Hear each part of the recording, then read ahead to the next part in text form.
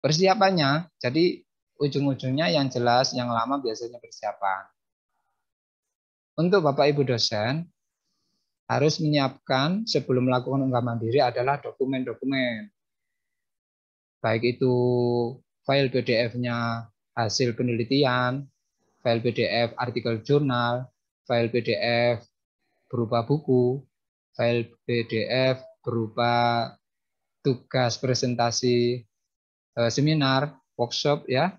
Jadi filenya disiapkan dulu. Untuk jenis karya penelitian, file PDF-nya harus menyertakan nota pembimbing dan SK penelitian. Nah, jadi untuk khusus yang karya penelitian harus ada lembar nota pembimbing dan SK penelitian. Nota pembimbing letaknya setelah judul, setelah cover ya, setelah cover sebelum abstrak.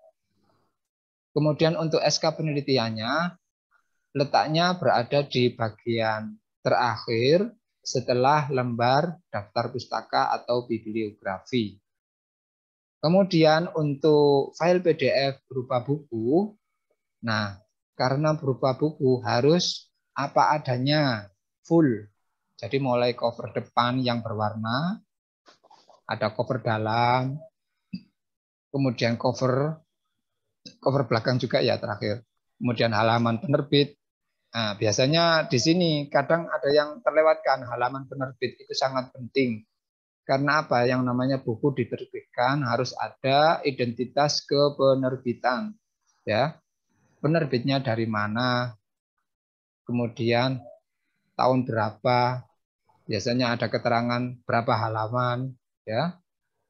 Jadi di situ harus ada. Kemudian isi buku yang jelas sampai terakhir ya sebelum cover belakang.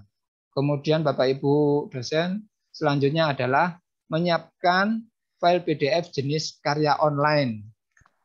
Karya online ini berarti kan bukan cetak, karya online. Bisa jadi cetak dan juga ada versi online. Nah, untuk yang karya online bisa berupa artikel jurnal, seminar, workshop, proceeding, atau opini bebas atau opini media massa. Nah, yang harus disertakan adalah link aktifnya. Jadi linknya yang masih aktif harus disertakan. Jadi file PDF ada, juga nanti ada kolom link URL ya, harus diisi. Jangan sampai diisi dengan URL atau link yang tidak aktif. Nah, nanti kan tidak bisa dilihat sama saja. Kemudian, nah kita langsung praktek ya. Jadi mohon maaf, jadi persiapan, maksud saya, jadi materinya ini yang jelas materinya adalah aslinya praktek, tapi saya tampilkan persiapannya dulu karena biasanya yang agak lama persiapannya. Kemudian langsung saya praktekkan untuk unggah mandiri karya dosen. Saya kasih contoh.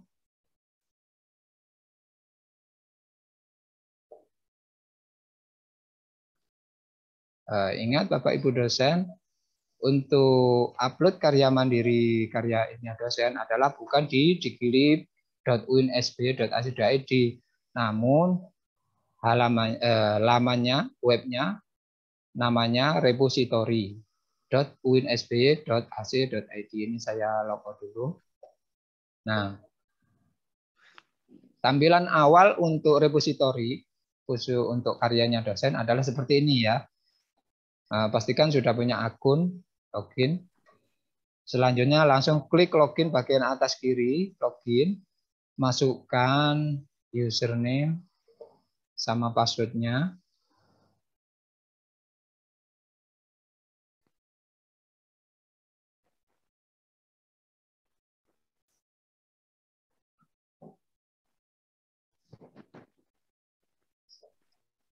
Nah, tampilan pertama pasti kelihatan ada new item sama ya. Sebenarnya sama. Jadi metadata antara digilib dengan metadata yang ada di repository itu sama, satu produk ya. Nah, jadi klik new item. Diawali klik new item. Oke, ini tampilannya, pilihan ya. Baik, sudah saya siapkan. Sebagai contohnya itu, saya mencoba memberikan contoh tentang artikel jurnal online. Ya.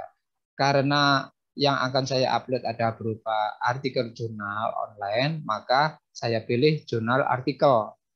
Begitupun juga Bapak Ibu misalnya dokumennya yang akan diunggah berupa buku, ya kita tinggal pilih di sini. Ada book, ada research, ada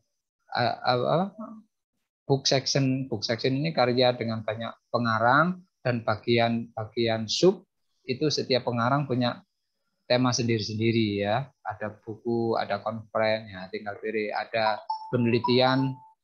penelitian lapangan untuk dosen ya, penelitiannya di sini.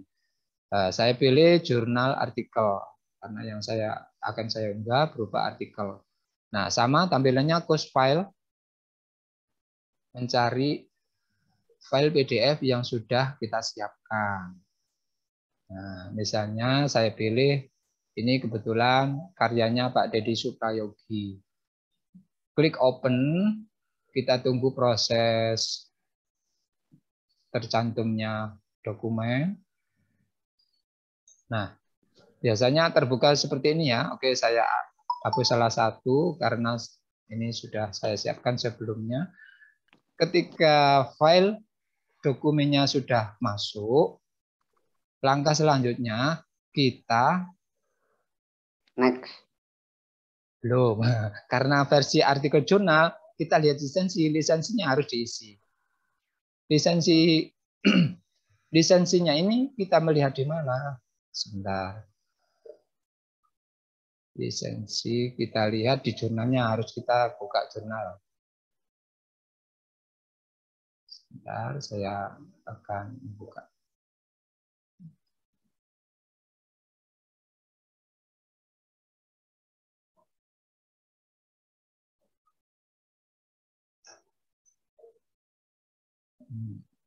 Sebentar, saya naik dulu. Saya tipe. Oh ya, tadi sudah saya simpan. Sebentar, saya ambil dulu nanti sebagai contoh. Tadi posisinya diupload, kemudian saya buka link jurnalnya.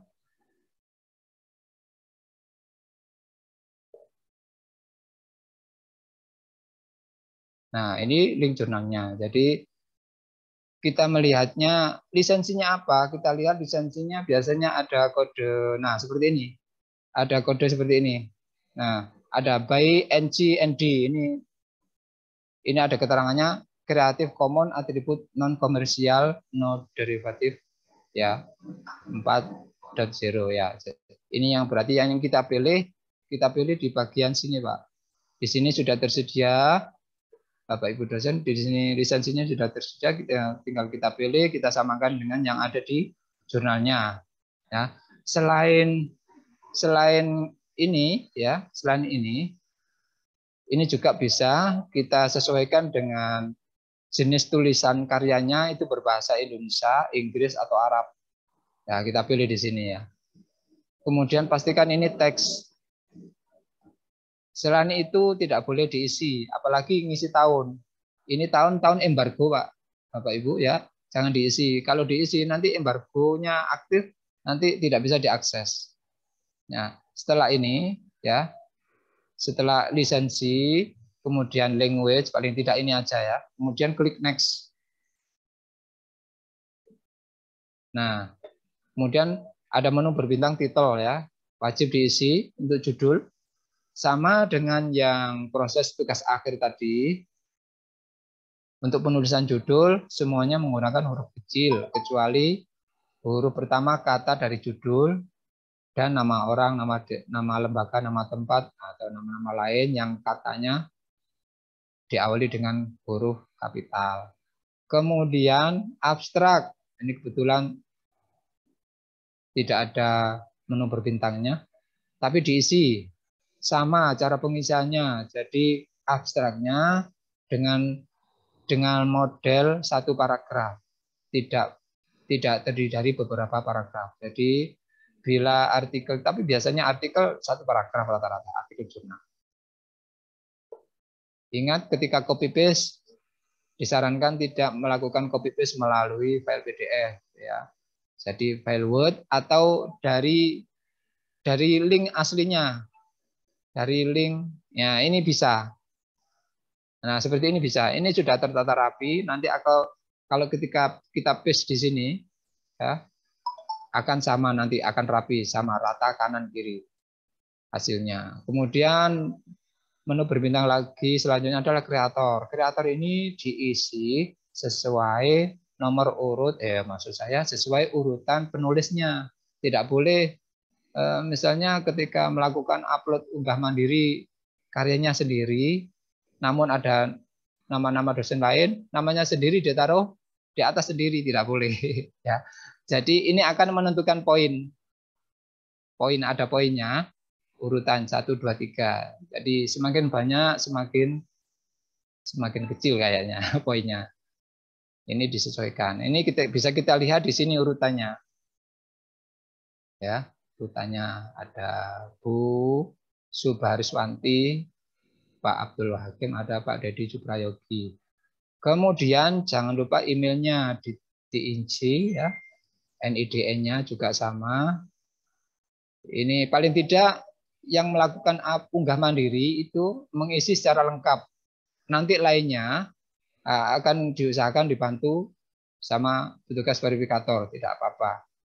Nah, karena begini, petugas verifikator juga kadang merasa ada sedikit terkendala ketika mencari nama seorang dosen. Ternyata saya melihat di database-nya UIN Sunan Ampel Lecture ini kadang ada yang lengkap, ada yang tidak. Kadang ada emailnya, kadang tidak ada NIDN-nya. Jadi seperti itu ya. Kami usahakan juga mencari di database-nya PD Dikti ya, PD Dikti. Kemudian selanjutnya yang harus diisi, diperhatikan adalah menu division. Menu division disesuaikan dengan paling tidak prodinya. Sebenarnya menu division ini mengklasifikasikan jenis karyanya. Karyanya itu temanya masuk ke jurusan mana. Itu sebenarnya. Tapi paling tidak prodinya ya. Soalnya kadang dosen, para Bapak Ibu dosen itu melakukan membuat artikel jurnal itu biasanya silang, bekerja sama dengan dosen-dosen lain yang jurusannya beda, fakultasnya beda. Nah, yang diangkat juga satu topik yang berkenaan dengan lingkungan misalnya, padahal para dosen, Bapak Ibu dosen yang melakukan penelitian itu membuat artikel itu beda jurusan. Nah, sebenarnya di sini lebih mengarah ke temanya, lebih mengarah ke mana. Nah, misalnya Bapak Ibu dosen tentang jurusannya ada yang saintek, ya, ada yang psikologi. Namun karyanya tentang yang diangkat itu malah kesehatan.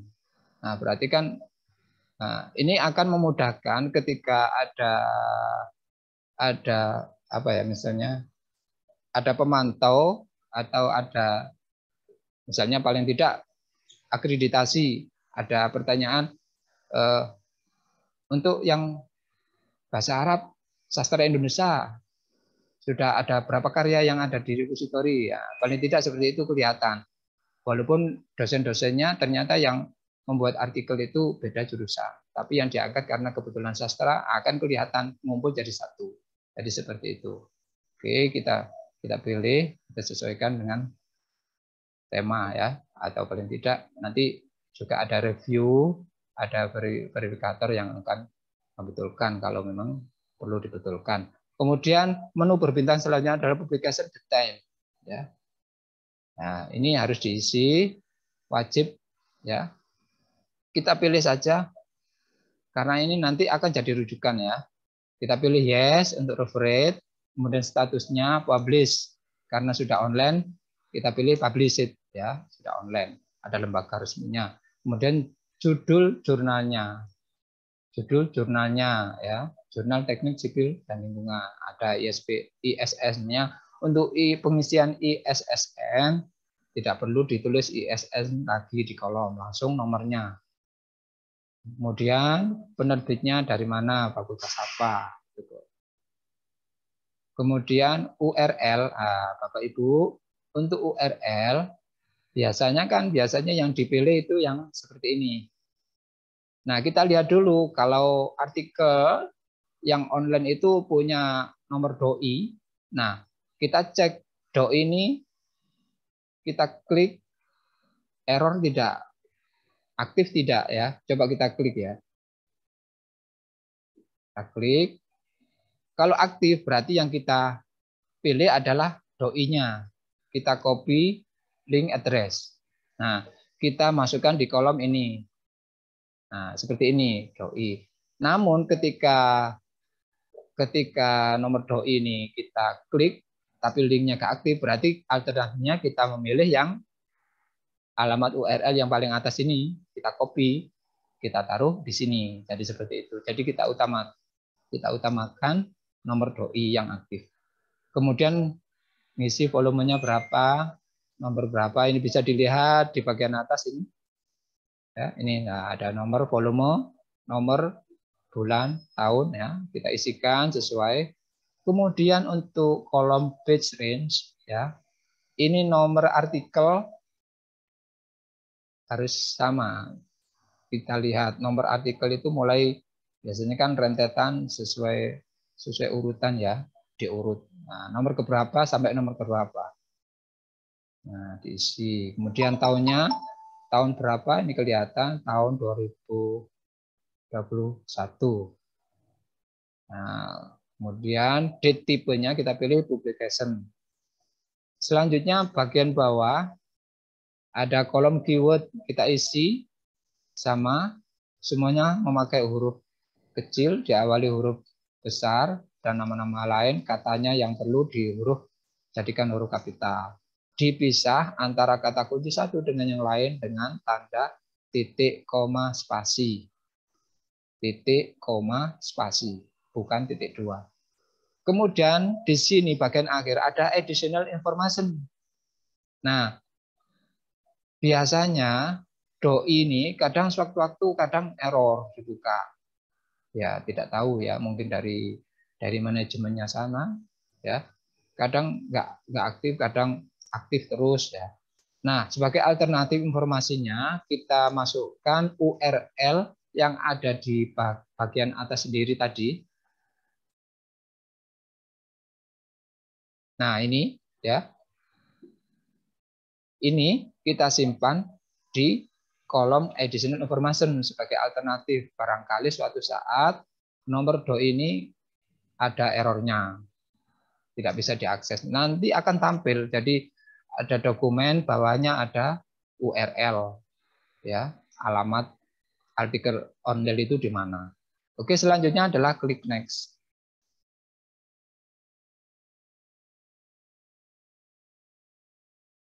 Nah, sama bagian akhir kita milih subjek ya, harus dipilih, boleh lebih dari satu. Memilih subjeknya disesuaikan tema yang diangkat ya. Misalnya ini judulnya analisa pola persebaran penyebaran air tanah penambangan minyak sumur ya. Saya ambil water resource engineering atau mining engineering ya, seperti itu. Kita pilih disesuaikan tema yang diangkat. Kemudian klik next. Bagian akhir adalah memilih deposit, bukan memilih save for later. Boleh save for, boleh kita klik save for later, namun tidak bisa masuk di server, maksudnya review. Bagian reviewnya verifikator tidak akan terlihat, belum terlihat, karena dianggap masih dalam pengerjaan, belum selesai. Nah, supaya dinamakan selesai, harus diklik deposit item now. Klik deposit.